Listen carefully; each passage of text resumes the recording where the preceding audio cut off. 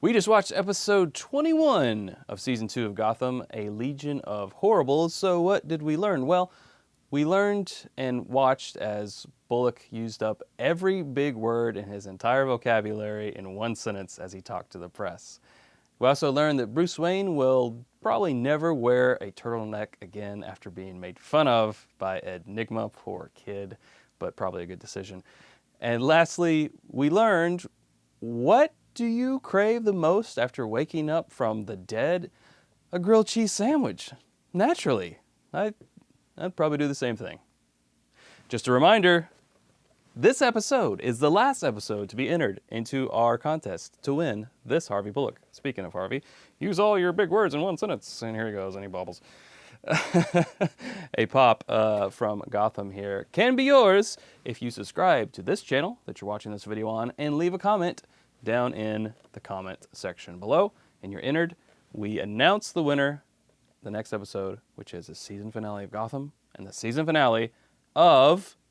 I'm Chad Perkins, and you're watching After Gotham. See how I did there?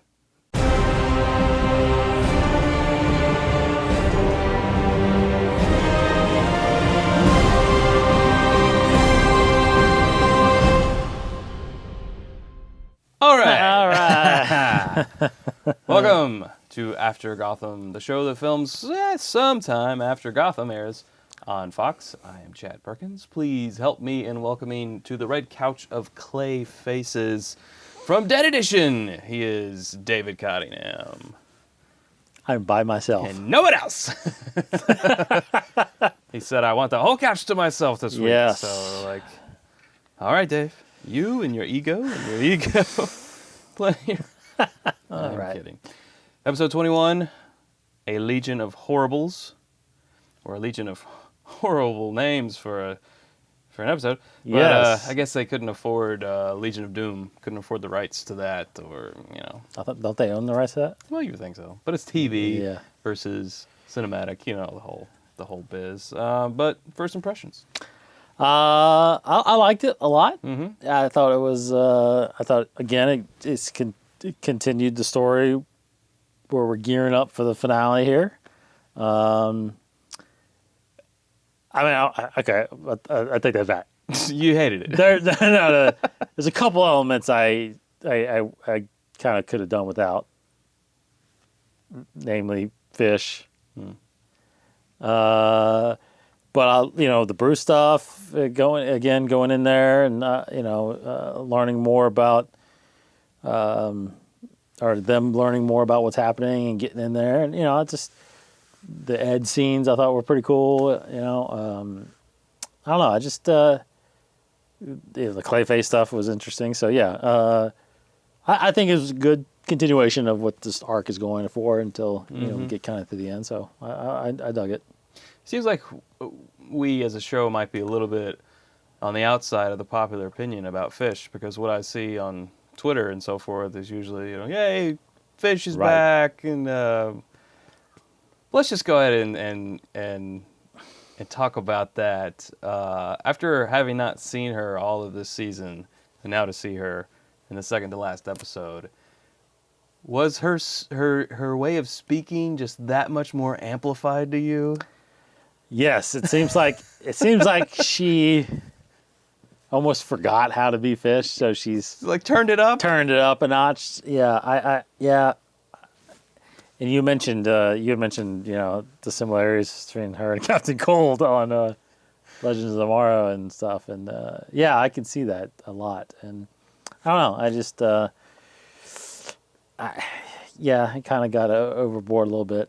I mean, it's interesting.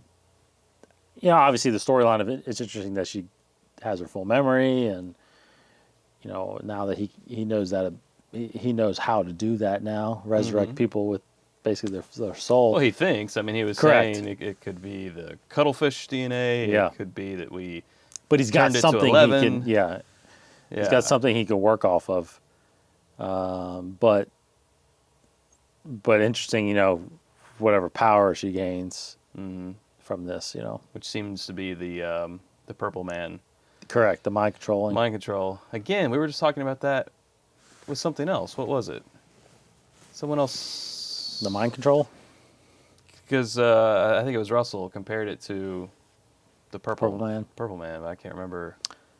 Yeah, but he doesn't even. Oh, he was telling someone about Preacher, the comic. Yes. Preacher, and how he gets that thing. Mm-hmm. But yeah, back to Fish. If they ever did do a crossover episode with Legends of Tomorrow, then obviously Fish and Captain Cold would have to meet, and then they would have a weird talking contest. Probably the most boring conversation ever. So your name is Fish Mooney. Yes, you're Captain Cold. That's the new I thing. can't even do that. That's the new thing. Instead of the Michael Caine? Michael Caine impression, it's the It's the Fish or Captain Cold talk. Yeah. Yeah. Right. So obviously the big thing is also Court of Owls. Yeah. Now, can you kind of talk about how it's being presented here in the show and, contrast to the Court of Owls we've seen in the comic books? Well, yeah, very, very cool to see that. Obviously, we were told that was coming. Mm-hmm. So the Court of the Owls, you find, so this is a new thing. This is just came out with the New 52 relaunch, which is weird because they're about to do a new relaunch. Rebirth is starting here in a couple months. Well, the New 52, the new 52 ended, and then now they're going back to doing number ones or relaunching. I'm actually a little bit behind in the book, so I got to catch up on exactly how it's going to be introduced. But after Flashpoint, they which was in 2011, they redid all the books to New 52 to the New 52, all number ones. Well, Batman, written by Scott Snyder, introduced Batman, and then the first arc was about this Court of the Owls and how they were basically they are the behind everything that has happened in Gotham. Everything. Like,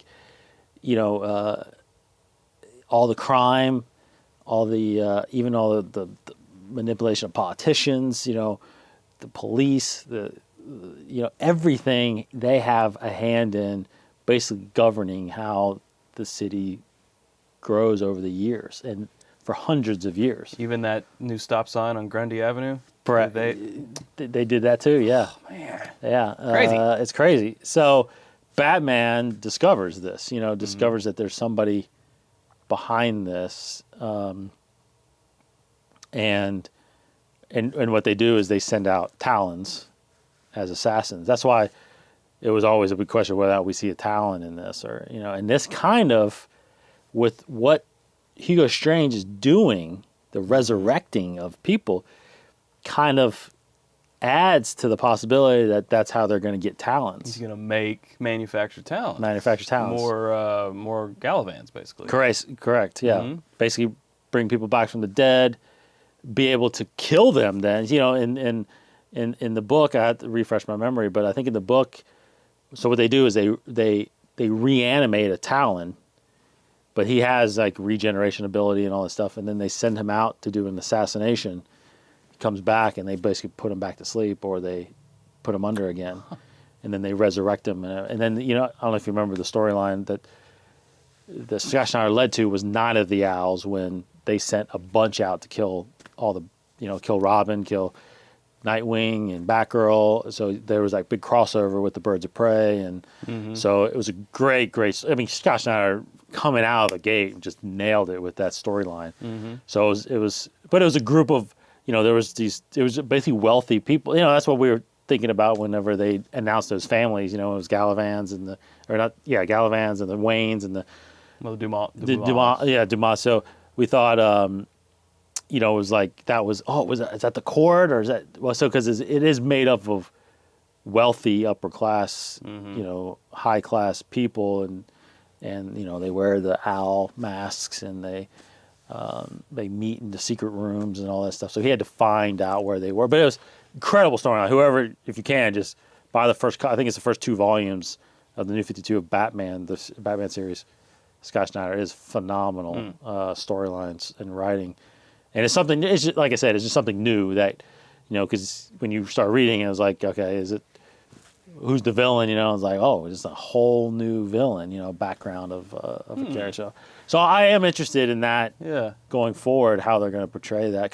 Because in the show, I tried to make it out, but did you see it behind her? There was looked like a table of people with their heads down. Yeah, it's crazy. Yeah, a whole court, if you will. But I couldn't tell if they had masks on or not. It was kind of dark. It seemed to me like they did. Yeah, probably. I couldn't exactly tell. So, do you think in the show they're wanting to master the art of regeneration to create an army, or are they wanting this for themselves since they're wealthy and probably want to live on forever, that when they die, they'll just be able to be regenerated? Oh, very good point. I don't know. No, in the way it seems, the way I think it is in the book is that it's just passed on. Like they're the kids are the ones that grow up to be the ones on the court, and they constantly just through generations they just have it's just through the families that they.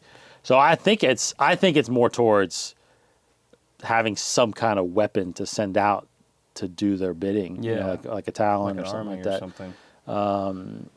And what's cool is that what Snyder points out though is really neat is that the whole symbolism of the owl, right? Is that what do owls kill?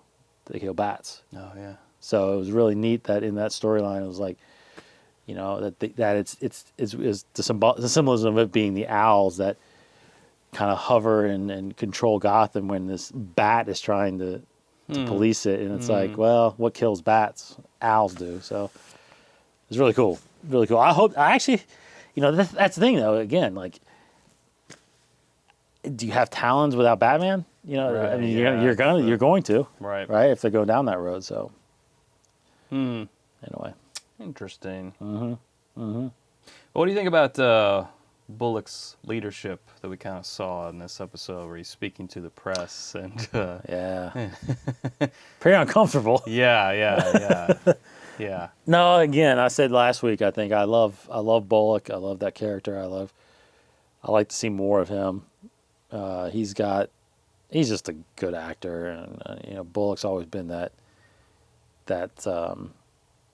I mean, unfortunately, he's that sidekick cop, kind of next to Commissioner Gordon in the books, but he's had some interesting storylines in the books and stuff that's made him, kind of get a little bit of his backstory and kind of figure out, you see more of him, and it's just he's a good character. And I like him in this show, and I want more of Bullock. So.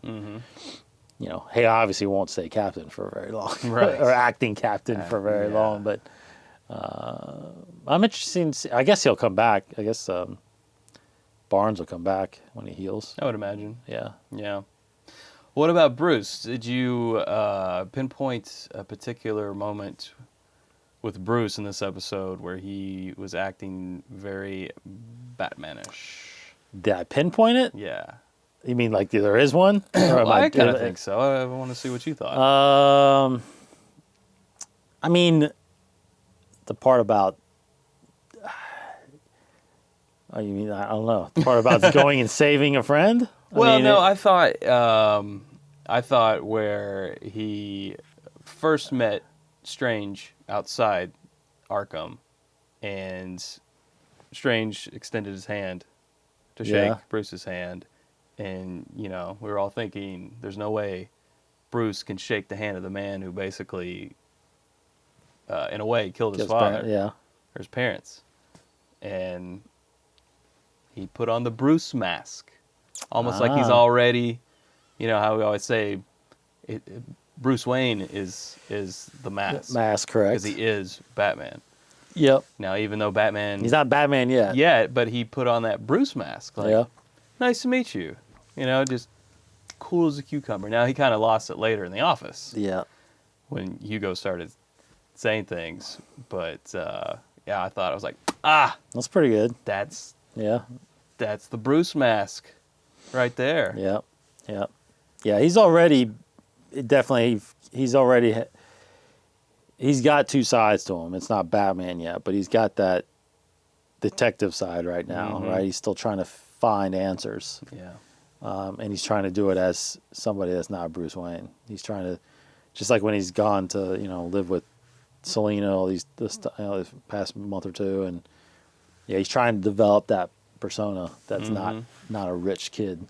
So yeah, that's interesting. But I like the fact that he devised a plan, get in there, help his friend, and Didn't go too well. didn't go too well.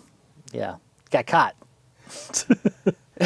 Batman doesn't get caught. No, exactly. And, Lucius Fox thinking, well, this wall that obviously opens up for an elevator, they're not going to notice a line with a big chalk arrow at the bottom. Yeah. It's cool. Yeah, you would think it would be just like a square or Yeah. like a star, I don't know, whatever. Jim, this Yeah, exactly. is the wall that has the elevator behind it. Love you. Yeah, exactly. Talk to you later. Yeah. Where do you want to go to eat afterwards? Lucius Fox. Yeah. And of course, Jim, trying to. As they come after him. Yeah. Oh, sorry. Guess I should have kept an eye out. Yeah, I know. I mean, I am Jim Gordon. I've been all over the news, and I think if I wear a hat, Yeah. guards won't know who I am. But,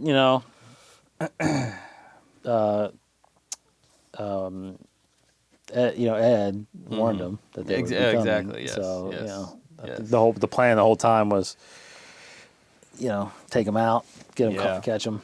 What do you think about old Ed in this episode?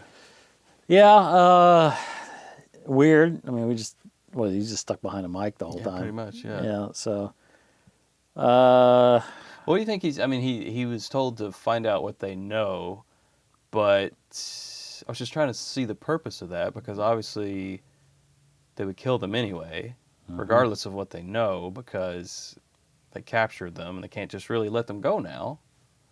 they can't. Yeah. So I guess, it's like, yeah, I don't know. Yeah. turns out they didn't know If they- anything. Well, still got to kill them. Yeah, and plus they were even saying like, well, someone's gonna come look for the Wayne boy, It's like, okay, So doesn't matter if they know anything or not. Yeah, They're gonna come, but it does make you wonder a little bit now that I think about it. Like, when the whole court of the Owls came up, at what point, what point did they were they involved in Indian Hill when if this was a Wayne, a Wayne funding thing, Wayne Enterprises, as soon as, was it when he took them out that he got the court involved? Because apparently, again, in the books, the court's been around for centuries. yeah. So, Well, do you think the Wayne family was part of the court, I don't think so. or was it? I don't think so.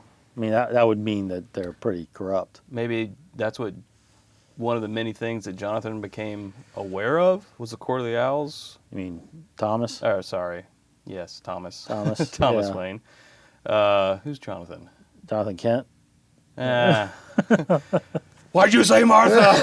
Why'd you say Yeah. Jonathan? Yeah, exactly. Yeah, John. Way to tie it Superman's in dad. there a little bit. Yeah, that's totally. Yeah. That's what we call a segue, kids. Thomas Wayne. Thomas Wayne. Yeah, maybe that's I mean, it's possible he found them out. That could be why. maybe they were ensconced within even Wayne Enterprises without his knowledge, Right. and then he Correct. learned that. And Very true. Very because possible. Strange. He kept saying that it was his fault that he and Martha got killed. That he could have prevented it himself, but he chose not to, because ultimately he was a good guy. Kept trying to tell that to Bruce, and obviously Bruce is the same way. So yeah, I just wonder. And I wonder how and when we're going to find, if we're going to go into that fine of detail Yeah. I don't know. in the I show. don't know how long they're going to drag that out. Mm-hmm. Because obviously it looks like the court might be the villain in the third season, right? I mean, that's obviously what they're working towards. Whether or not there's obviously, and again, they might Clayface looks like he's becoming bigger. They had that hint of Croc. Right. It doesn't look like Hugo's probably going to get out of this somehow, maybe, and still survive and get into the next season somehow. But because I hope he does, because I think he's a good character. I think he's been a good villain. So, but I definitely think the Court is part of next season a lot, and there's going to be some discovery. We'll probably learn as much as what Gordon, I guess, learns of them, or Bruce, or somebody, And I want to say, what's interesting too about that whole thing in the comic is that the Talon, and I hope I get this right. People will probably correct me if I'm wrong, but I think the Talon that ends up going after. Actually, you know what? If people want to read it, I can't spoil it. That's actually a big spoil. What a tease! Sorry. There's a huge twist at the end of the Batman Court of Owls series about the Talon that's attacking Bruce and Batman. That Talon that's fighting. I can't say it. Maybe I'll say it next season, or maybe I'll say it later. I don't know. Sorry, I can't reveal it. That's too much of a big spoiler. Too much. Because if I tell you, you might as well not even read it. Yeah, it's a cliffhanger. Gotta read it. Yeah, gotta read it. Yeah. Yeah, speaking of Clayface, I thought that was an interesting way to do him, where I didn't fully understand the whole, they got a mold of Jim's face, obviously. Yeah, right. Yeah, with that. And then somehow his skin, since it was so elastic, just conformed to the mold and hardened that way, I guess. I think what happened is so it gets in there, the mold is there, and the mold is in the, so when they basically pressed it on his face, and it became and it just stayed that way, I guess. I don't know. Then he was like, Jim Gordon, got it. Then he said, then he got his voice right. So very interesting take on Clayface, because I mean, I kind of hope he eventually can do it without do it at will. Yeah, absolutely. Yeah. But I want to say, the thing about it too is I don't recall him. Again, this people might tell me if I'm wrong, but I don't recall him being able to shapeshift like that. I know he's clay, and I know he can get bigger. Like Sandman. Yeah, he can make weapons with his hands and stuff. I'm not sure he can. I thought he could. He could? He can grow hair and do that. You know what I mean? Well, I'm trying to. I don't remember ever reading that he does that. I'm trying to channel the '90s cartoon, and I think he could in the cartoon, but I can't. Yeah, my most recent memory is the books, and he's always the clay, the big blob kind of thing that could turn, uses weapons or turn his stuff into weapons or shoot clay at you, and he's just massive. He's just big. Yeah. So, I don't see. I never saw him be able to turn into Batman. Right. Because he can't really materialize things. Like he turn into. I guess he could. He's not like the T-1000. Correct. Yeah. not like that. Yeah. He can't. Yeah. No moving parts. Nothing with complex moving parts. So he can turn into a bag of cigarettes. Negative. I just watched Kindergarten Cop was on the other day. I was like, gotta watch it. Yes. I was watching that. That's so awesome. Yes. That movie starts out dark, and then the rest. And the rest of it's. He's badass because he's got the beard and and all of a sudden he's. That might have been I love that part where he parks, and he gets out and these guys are right by his car and he goes, "I have a confession to make.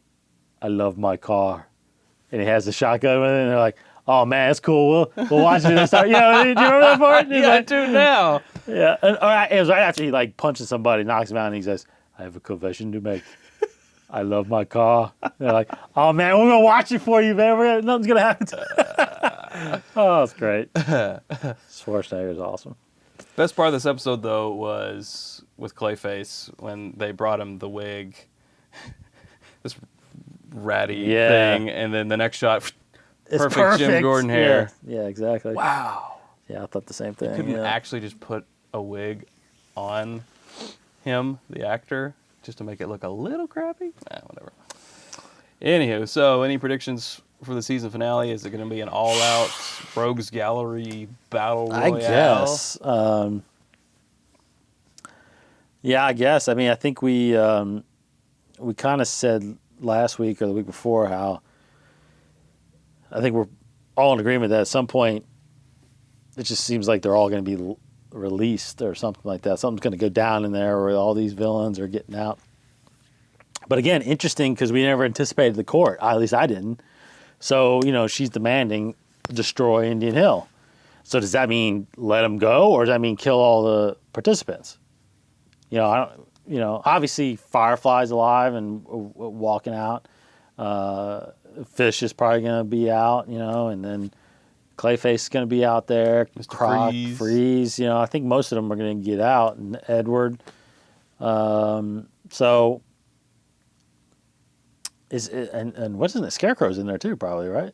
He is. We haven't seen him this season, Yeah. but he's so in there. All these guys are going to get out, I think, and Indian Hill is going to get whatever shut down, destroyed, and Hugo may get caught, may get thrown in jail, possibly. Yeah. Blackgate, I don't know. But definitely going to be a big firefight, I think, because the cops are heading down there, and there's going to be some action. But I do think I think it ends. I think Indian Hill ends, and Strange has got to take it elsewhere, or else he gets arrested and have to get broken out next season, something like that. Well, he could become just like Dollmacher, Yeah, just don't really. Just hear from gone him again. Yeah, He's gone. Just gone till Batman shows up. Yeah, exactly. Who knows? Well, looking forward to it. I am. Season finale. Forward to it. That's right. Our season finale as well, and we'll announce the winner of the Bullock on the next episode, which means this episode's last time to get entered for it. Yep. But I've already talked about that in the intro. You did. Yes. So yeah, that'll do it for this episode. Tune in next week. I'd like to thank my one and only guest. Hopefully we get Russell back here with us as well next week. David Cottingham. You can make sure to follow him on the Twitter at dcottingham21. Follow the show at After Gotham. I am at Chad Perkins21. And until next time, stay frosty.